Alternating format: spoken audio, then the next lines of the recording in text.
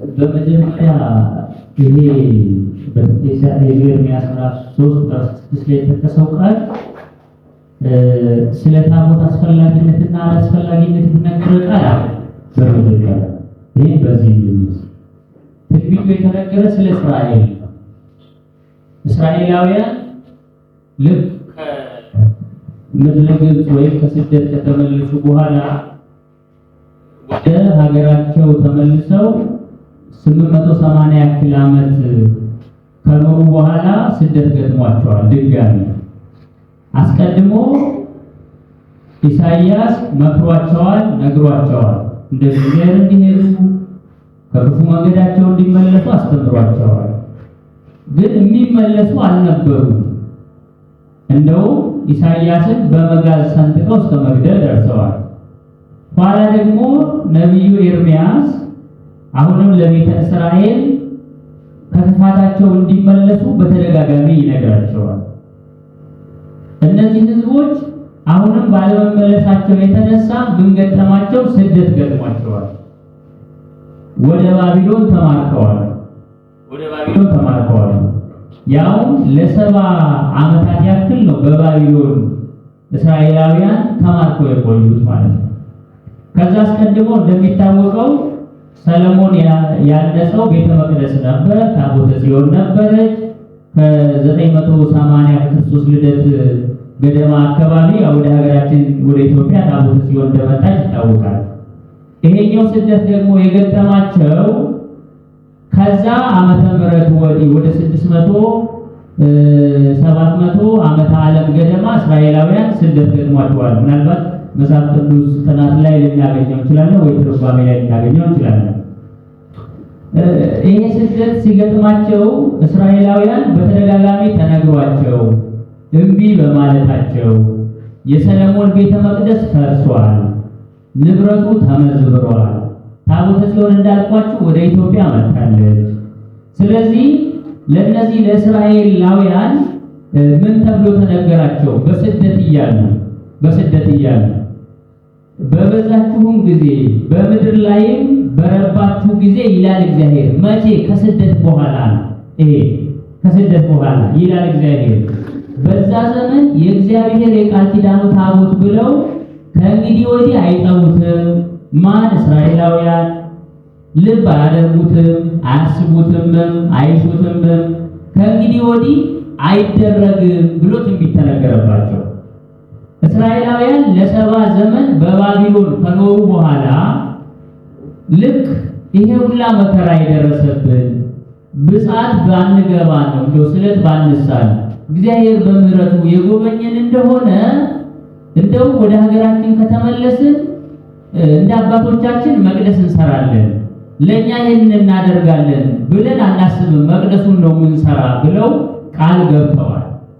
ስለዚህ እስራኤላውያን ጊዜው ደርሶ ወደ ሀገራቸው ከምርኮ ተመልሰዋል። ንጉሳቸውም ዘሩባቤል ይባላል። ስለዚህ እስራኤል ልክ ወደ ሀገራቸው ሲመለሱ ቤተ መቅደስ ሊሰሩ ነው፣ ለራሳቸው የሚሆን ነገር ሊሰሩ ሐሳብ የላቸው። በዚህ ጊዜ ንጉሱን እንዲህ አሉ፣ ምን ላይ ሆነን ልንሰራ ነው? ቢያንስ ለራሳችን ለዕለት ማደሪያ የሚሆነን አንዳንድ ጎጆ እንኳን እንስራ ብሎ አስፈቅደዋል። ሁለተኛ ዓመት መጣ። ሁለተኛ ዓመትም ሲመጣ አንዲት ጎጆ ለእንግዳ ወይስ ለከብት ትሆናለች? ስለዚህ ሌላ ምን እንስራ አሉ። ብጻቱ ቢቀርባችሁ ለእናንተ እንጂ እኔ ምን ገዶኝ? እንዲህ እያሉ በሶስተኛው ዓመት ወይ በ3 ዓመት በኋላ ጀምሮ 46 ዓመት የፈጀ መቅደስ ሰርተዋል። ይሄ በዚህ ያሉ እነዚህ እስራኤላውያን ምንድነው የተባሉት? በበዛችሁ ጊዜ በምድር ላይ በረባችሁ ጊዜ ይላል እግዚአብሔር የቃል ኪዳኑ ታቦት ብለው ከእንግዲህ ወዲህ ምን አይሉም፣ አይጠሩም፣ አያስቡም ነው የተባለው። እስራኤላውያን ከዛ ጊዜ በኋላ አሁንም ድረስ ትንቢት እንደተነገረባቸው ምን የላቸውም፣ ታቦት የሚባል ነገር የላቸውም እንጂ በቤተ ክርስቲያን እንደው ታቦት አያስፈልግም እንዲህ አይልም ከሚል ሐሳብ ጋር የሚገናኝ አይደለም። ይሄ ጥቅስ ሐሳቡ ስለ ቤተ እስራኤል የተነገረ ከምርኮ ተመልሰው ምን ሊሆኑ እንደሚችሉ እስራኤላውያን ከዛ በኋላ ምን አይነት ሕይወት አላቸው የሚገልጽ ነው። እስራኤል ክርስቶስን አምላክ እንደሆነ አያምኑም፣ ገና ክርስቶስ ይወለዳል ብለው የሚጠብቁ አካላት ናቸውና ስለዚህ ምን አይሉም፣ የቃል ኪዳኑ ታቦት ከእንግዲህ ወዲህ አይጠሩትም፣ ልብ አያደርጉትም፣ አያስቡትም፣ አይሹትም ተብሎ ተነግሯል። አሁንም እስራኤላውያን ታቦት የላቸውም። በወቅቱ የነበረችውም ታቦተ ጽዮን ወደ ማን መጣለች? ወደኛ ያለች ታቦት ናት። ከዚህ አንፃር የተነገረ እንጂ ታቦት ያስፈልጋል አያስፈልግም ከሚል ሐሳብ ጋር የመጣ አይደለም ነው። ግን እንደው ከዚህ ጋር በተነሳ የተወሰነ ሐሳብ አንስቼ በይበልጥ መምህር ይጨምራሉ። በእኛ በቤተ ክርስቲያናችን አይደል ታቦት የእግዚአብሔር የክብሩ መገለጫ ነው። በዚህ መሰረት በቤተ ክርስቲያናችን ወይ ቤተክርስቲያን ይታነጻል፣ ታቦታቱ በሊቃነ ጳጳሳት ተባርከው መጥተው ይገባሉ፣ እኛም እግዚአብሔርን እናመልክበታለን። ይሄንን ከምን አንፃር ነው ሲባል አንደኛ በኦሪቱ ምን ስላልን ታቦት ሰርተን እግዚአብሔርን እንድናመልክ ስለታዘዘ በኦሪት ዘጸአት ምዕራፍ 25 ቁጥር 10 ላይ ዘጸአት ምዕራፍ 25 ቁጥር 22 ላይ ለሙሴ ተነግሯል። እንዲህ አድርገህ ስራ እንዲህ በሚመስል የሚል እዚህ ጥቅስ ላይ ተገልጾ እናያለን። ምነው ኦሪቱ ከሆነ አልፏል ልትሉ ትችላላችሁ። የማቴዎስ ወንጌል ምዕራፍ 5 ቁጥር 17 ላይ ሕግንና ነቢያትን ልሽር አልመጣሁም ልፈጽም እንጂ ብሏል።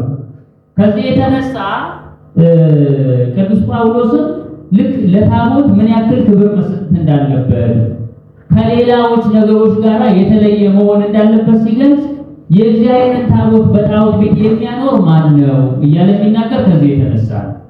ስለዚህ ታቦት እንኳን በዚህ ምድር በቤተ ክርስቲያን ለእኛ ለኦርቶዶክሳውያን ይቅርና በላይ በሰማይ እንኳን ታቦት እንዳለ መጽሐፍ ይነግረናል። አስፈላጊ ባይሆን ኖሮ አይደለም በዚህ ምድር እንኳን በሰማይ ሊኖር በዚህ ምድር ባላስፈለገ ነበር። ምክንያቱም ልክ በኦሪት ዘጸአት ምዕራፍ 25 ላይ ምንድን ያለ በመክደኛው ላይ ሆኜ አነጋግርሃለሁ ከእግዚአብሔር ጋር አንድ ምን እንነጋገርበት በሐዲስ ኪዳን ምን መስዋዕቱ የሚሰዋበት ከክርስቶስ ጋር አንድ ምን ሆነበት ነው። በአጠቃላይ አምልኮታችን የምንፈጽምበት ስመ እግዚአብሔር ትእዛዝ እግዚአብሔር የተጻፈበት የታዘዝነው ነው። በዚህም በራዕየ ዮሐንስ ምዕራፍ 19 ላይ በሰማይ ያለው የእግዚአብሔር መቅደስ ተከፈተ፣ የኪዳኑን ታቦት በመቅደሱ ታየ ተብሎ ተነግሯልና እንኳን በቤተ መቅደስ በላይ በሰማይም እንኳን ታቦት አለ፣ አገልግሎቱ ይቀጥል ነውና የተነገረው ጥቅስ ግን ታቦት ያስፈልጋል አያስፈልግም ከሚል ጋር የተቀመጠ አይደለም። ለእስራኤላውያን የተነገረላቸው ነው። ስለ አስፈላጊነቱ በይበልጥ መምህር ይጨምሩ።